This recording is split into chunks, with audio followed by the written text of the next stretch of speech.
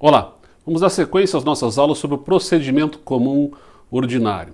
Se você está lembrado, a gente já apresentou aqui em aulas anteriores uma classificação desses procedimentos, né? E vimos que o procedimento comum ordinário ele se aplica para todos os delitos cuja pena máxima prevista em abstrato na lei seja igual ou superior a 4 anos. Né? Então vamos lá, a gente já está trabalhando com isso há algum tempo. Nós já vimos como é que funciona o início do procedimento, o Ministério Público oferece a denúncia, o juiz decide se recebe ou não recebe essa denúncia. Uma vez que tenha recebido, vimos na aula anterior, funciona a citação, ele determina a citação, que é a informação e o chamamento do acusado para vir se defender. E ele virá, justamente atendendo a esta citação, apresentar uma resposta técnica por advogado no prazo de 10 dias. Então, na aula de hoje, nós vamos focar aqui nessa questão da resposta técnica, né? Importante entender que, como vocês já viram lá nos princípios que orientam o processo penal, a defesa técnica é imprescindível e é irrenunciável. Não tem como o réu abrir mão desse momento. Se ele, porventura, foi citado para apresentar essa resposta técnica por advogado em 10 dias, e ele não o fez, significa dizer que o Estado tem que tomar uma providência de nomear um advogado para ele. Se ele for pobre, na acepção do termo, né, se for hipossuficiente, no sentido jurídico técnico, que é a mesma coisa, mas enfim, quem fará a sua defesa será a Defensoria Pública.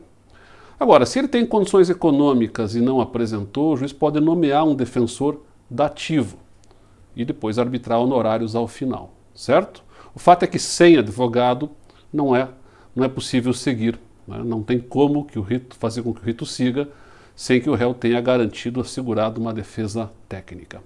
Também pode acontecer o seguinte, ele pode ter sido citado e um advogado, por ele contratado, ter peticionado solicitando a renovação do prazo, porque ele teria sido contratado pelo réu, faltando lá 2 dias para encerrar o prazo e ele não teve tempo hábil de analisar o processo. Esse prazo de 10 dias que está previsto no Código de Processo para apresentação de resposta é o que nós denominamos em processo de um prazo impróprio, que significa dizer, ele é um prazo de orientação, mas que se não for observado não gera uma consequência de preclusão. O fato é que se o advogado pediu para ampliar o prazo, o juiz deve conceder essa ampliação do prazo, porque é preciso que o advogado tenha condições de fazer uma análise do processo para defender adequadamente o seu cliente. Então é muito comum que o juiz então renove esse prazo. Então vamos imaginar uma situação assim. O advogado, faltando lá 2 dias para encerrar o prazo, ele protocoliza um pedido de renovação do prazo, dando conta de que foi contratado naquele dia e não teve tempo hábil de analisar. Então, nesse caso, vamos imaginar que o juiz renove o prazo, e aí, passados 10 dias, o advogado que foi contratado pelo réu e que já havia até se habilitado no processo, simplesmente não apresenta a resposta. Nesse caso, o que deve fazer o juiz? Não pode de imediato nomear um defensor público ou defensor dativo, é preciso indagar do réu, pessoa física, se ele pretende trocar de advogado, já que aquele que ele apresentou foi desidioso, não apresentou a resposta técnica como era necessário. Então a jurisprudência entende que primeiro eu tenho que ir lá na casa do réu, oficial de justiça, informar ao réu que o advogado que ele apresentou acabou não apresentando a resposta técnica e se ele quer trocar de advogado, dando a ele um prazo para fazer isso. Se ele não apresentar um novo advogado, aí sim o juiz pode nomear um defensor dativo, o que também não é assim tão simples quanto parece muitas vezes, né? Porque o juiz vai dizer, então eu indico fulano, daí o fulano vem dizer, olha, eu agradeço a indicação, mas infelizmente neste momento estou com problemas pessoais, não tenho condições de atender, agradeço a gentileza da lembrança do meu nome, mas eu declino da indicação. E não raras vezes faz-se uma peregrinação, né? Uma tentativa de achar um advogado que faça a defesa como defensor dativo. Em alguns estados a coisa é um pouco mais organizada, em outros é menos organizada, enfim. Às vezes os escritórios modelos das faculdades de direito acabam fazendo esse papel também. O fato é que sem a presença de um advogado e sem a apresentação da resposta técnica, o rito não segue. E esse prazo de 10 dias, na prática, não raras vezes, ele se desdobra em 6 meses, em 1 ano, já havia até mais tempo demorado para apresentar a resposta técnica e a prescrição está correndo. Então, resposta técnica, a lei fala em 10 dias, na prática, não raras vezes esse prazo, como eu disse, vira uma coisa muito mais elastecida no tempo, mas o fato é que é necessário aguardar a apresentação da resposta técnica. E o que deve conter, né, o que o advogado deve atentar nesse momento processual, que é um momento que ainda não se produziu provas propriamente ditas. O que eu tenho aqui? Eu tenho o Ministério Público oferecendo a denúncia com base na investigação que foi feita. Quer dizer, normalmente o Ministério Público está apresentando com a petição inicial, chamada de denúncia, um conjunto de dados probatórios preliminares que ele coletou na investigação, normalmente no inquérito policial. Aqueles documentos que foram juntados por si só já têm uma conotação probatória, porque o documento não muda a sua natureza dependendo do momento que é juntado, ele é documento sempre. Mas os depoimentos que foram colhidos na investigação ainda não são provas no sentido pleno potencial da palavra, por conta da ausência do contraditório.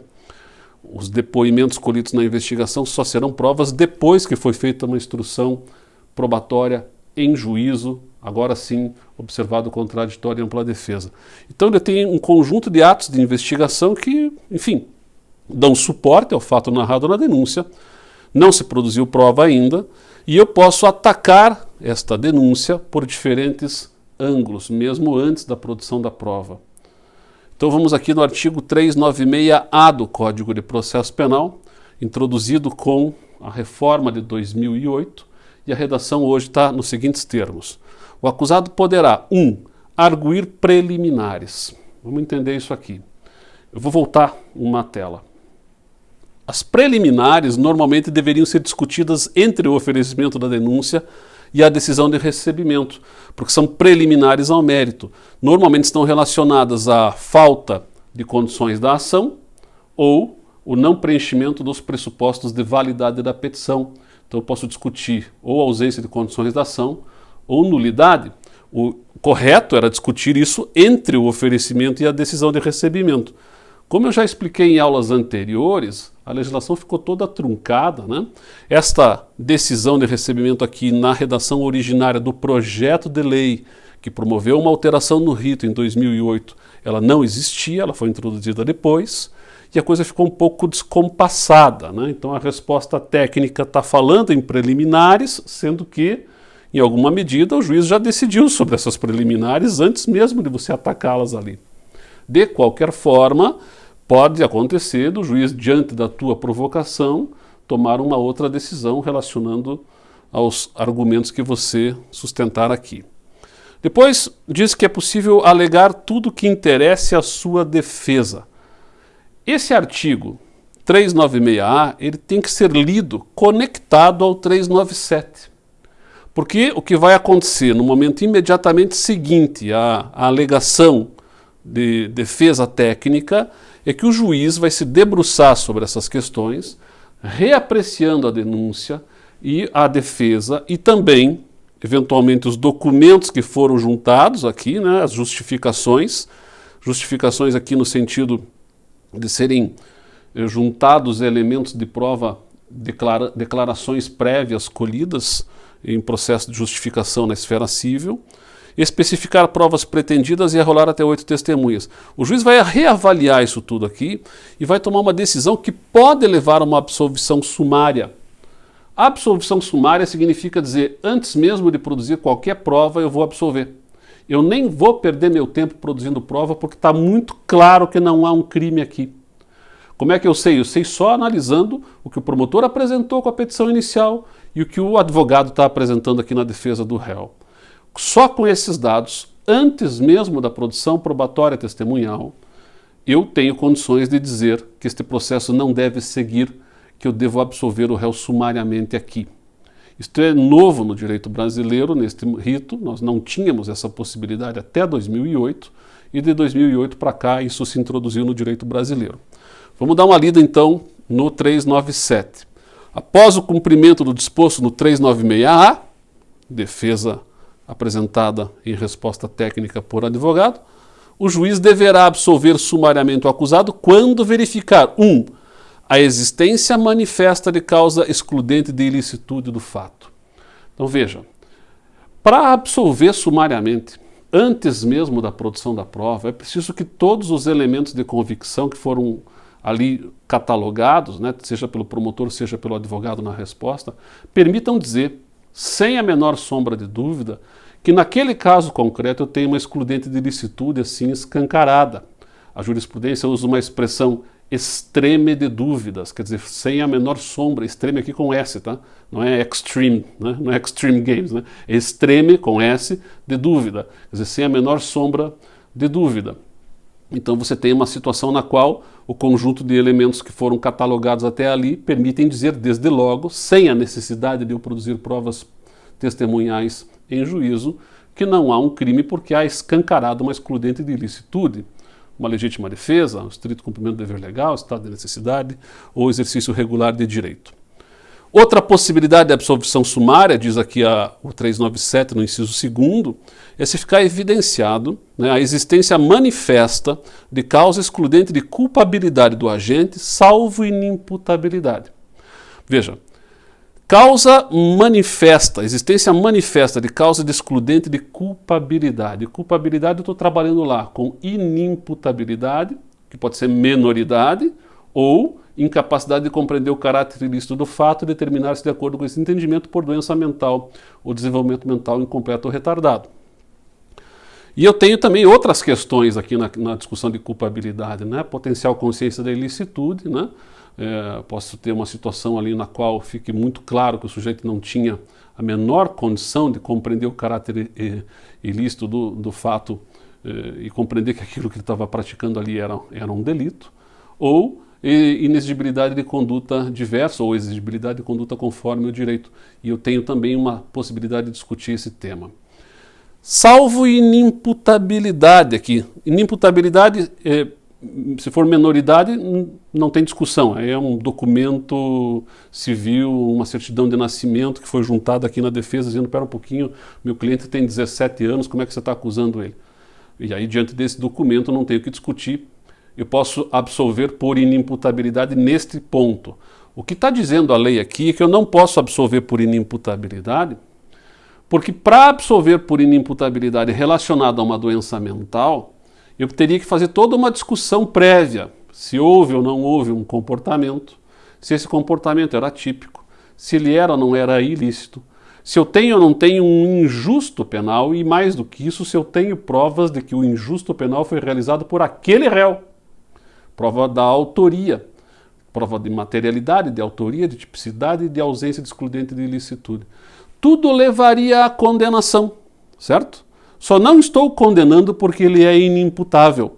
Bom, mas e daí? Daí eu posso aplicar medida de segurança. Agora, eu não posso aplicar medida de segurança aqui se eu tenho discussões outras que ainda não foram enfrentadas, né? A jurisprudência tem entendido que se a tese da defesa for exclusiva no sentido da inimputabilidade, a defesa diz, não nego que foi o réu o autor do comportamento, não nego que esse comportamento é típico, não nego que ele é ilícito, só não pode punir o meu cliente porque ele é inimputável. Assim, mas aí eu posso aplicar uma medida de segurança. Então, se a tese de defesa for exclusivamente uma tese de inimputabilidade, neste caso se admite.